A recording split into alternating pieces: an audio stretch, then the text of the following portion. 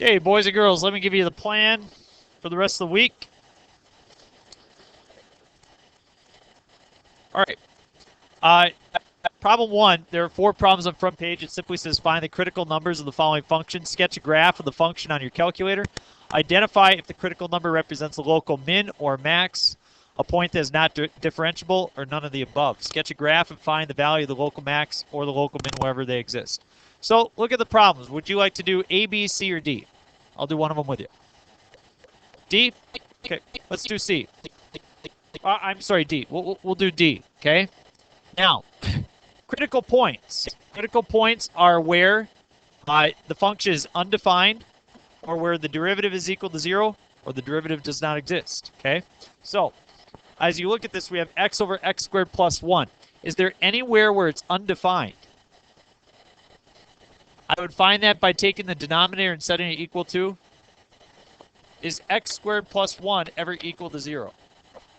You would get x squared equals -1 and x is plus or minus I. And so therefore, you can see that in the denominator, in fact, the denominator is always positive. We know that to be true. Okay? All right, so now that we've looked at the function, let's actually take the derivative and set it equal to 0. Okay? So, how do I take the derivative of this? What do I do? Quotient rule. The derivative of the top is 1 times the bottom, so x squared plus 1, minus the top, which is x, times the derivative of the bottom, which is 2x. All over x squared plus 1, quantity squared. That's the derivative. Okay? Now I can combine terms on the top. I'm going to get negative x squared plus 1 over x squared plus 1 quantity squared. Yes, no? Okay. So, is the bottom ever equal to 0? No. So I just simply need to focus on the top. Can I factor the top? I can factor out a negative. Get negative parentheses, x squared plus 1. I'm going to set the top equal to 0. Whoops, sorry. And does that factor? Difference of 2 squares factors 2, x plus 1 times x minus 1. So I have critical points at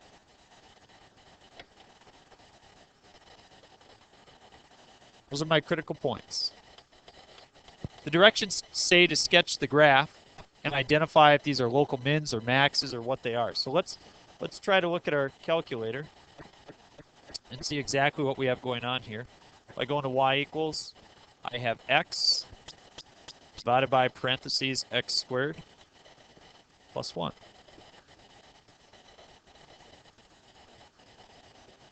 Kind of hard to see it. Maybe I should take my window and bring it down a little bit. Let's go to a y max of a y min of -2, y max of +2. Maybe that'll be a better graph. Okay, it's a little bit nicer, right? Let's sketch that graph.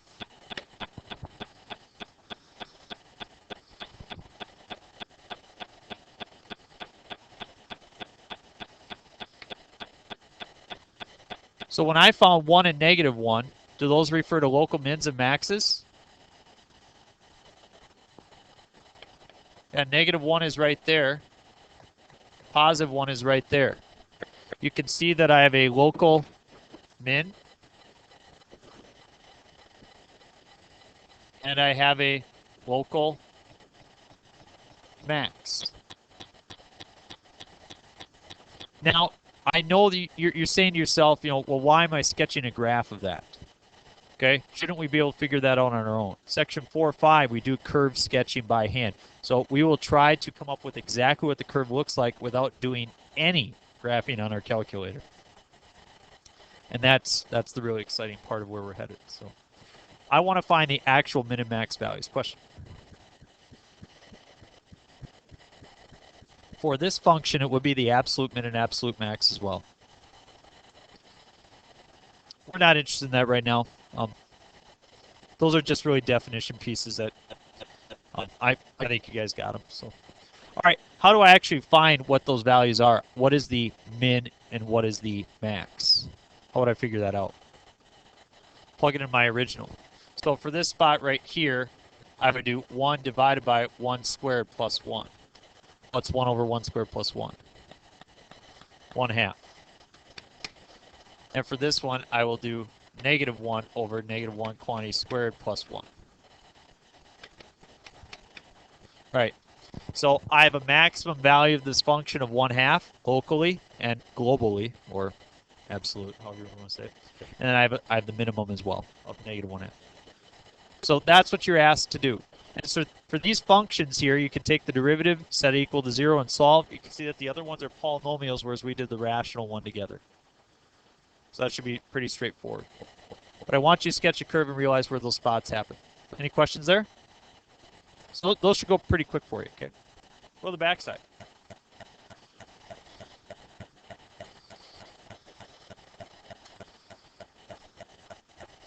Apply Rolle's theorem. Remember the mean value theorem says that the average value over the given interval. Rolle's theorem says that if it's equal to 0 on a given interval, then there's a derivative equal to 0. So for example, let's do this one right here. We'll do this one. I first need to verify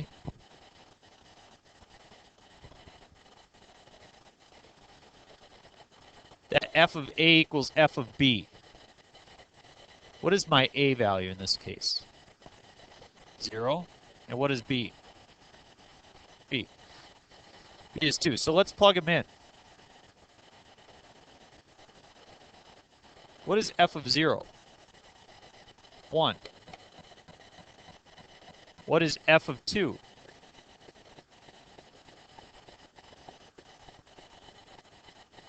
So what's the average rate of change? 0. I mean, it's the same height, right?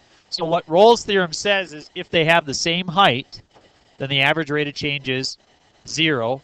So there must be a spot between 0 and 2 where the derivative is equal to 0. So first you just want to verify that f of a and f of b have the same height. Then you want to actually find the spot between 0 and 2 where the derivative is equal to 0 as well. So what should I do?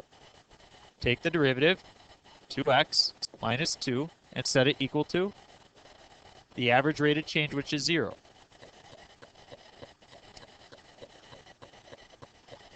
Add the 2, 2x equals 2, x equals 1. So 1 is my c value. Is that between 0 and 2? Yeah. So we found the spot where the derivative is equal to 0. That's all you got to do. You want to try another one, or? That's it. You found C. So how about here? I'm going to, what's my A value?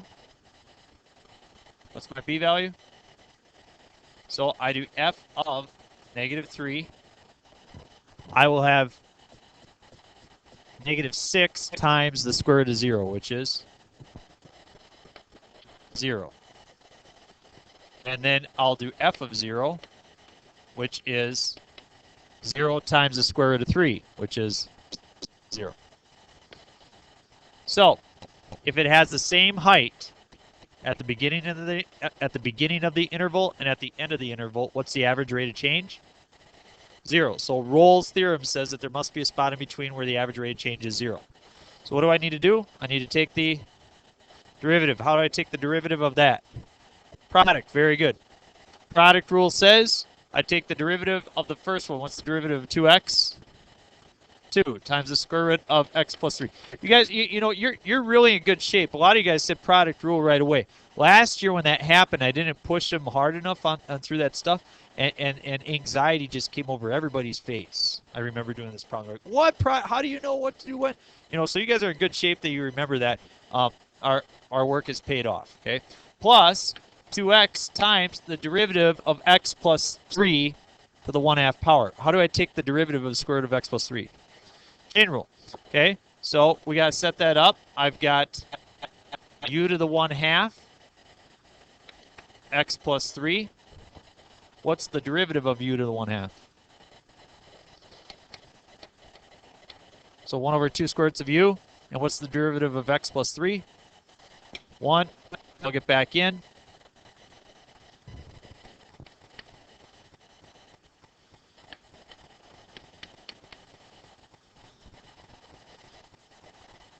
Everybody okay with that?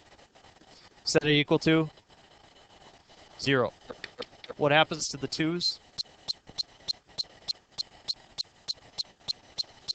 You have 2x and 2 on the bottom, so the 2's will cancel.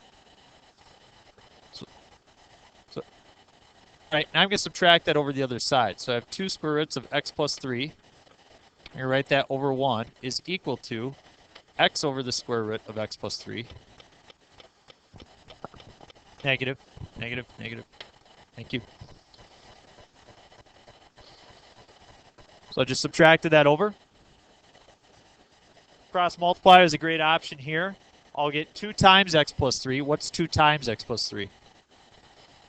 2x plus 6 equals, what's negative x times 1?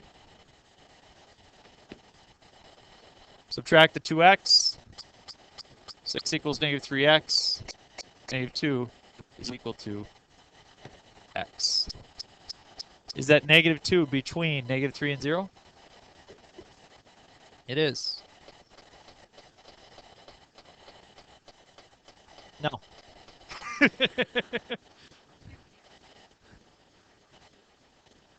And finally, one more. Find all numbers that satisfy the conclusion of the mean value theorem. All numbers that satisfy the conclusion of the mean value theorem. Let's do B. Okay. What does the mean value theorem say?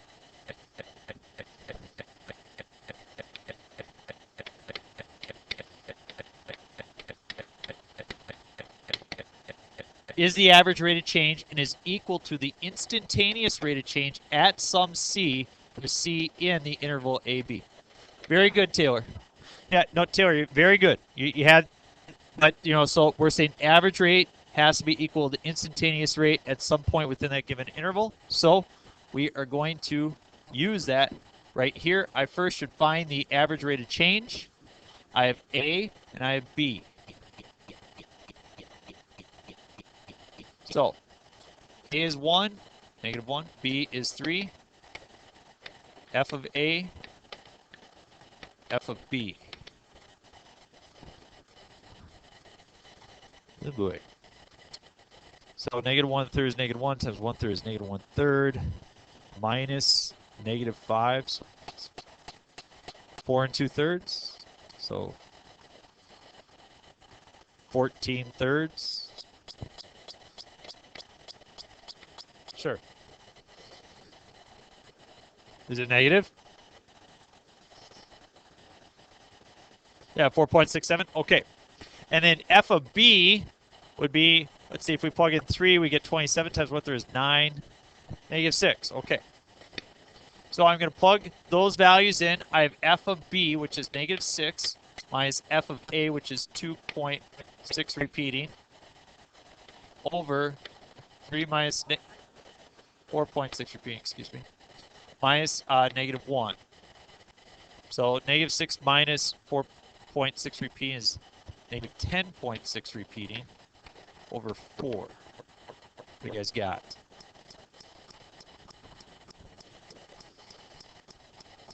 Negative 2.7.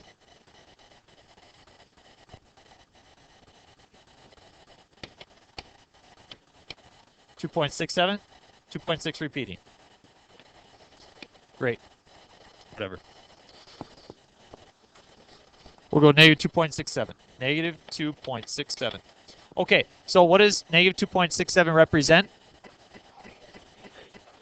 We'll just go negative 2.67. What it is the slope, the average rate of change over the given interval. So now I need to find the spot C, or more than one C value between negative 1 and 3, such that the instantaneous rate of change is also that. So I need to take the derivative, drop the 3 in front of x squared minus 5 equals,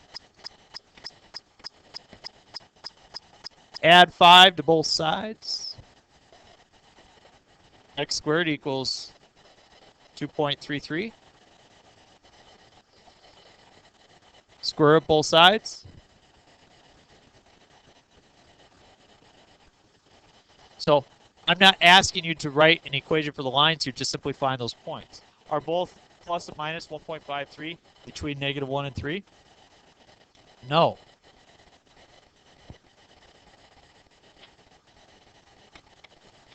Only the positive.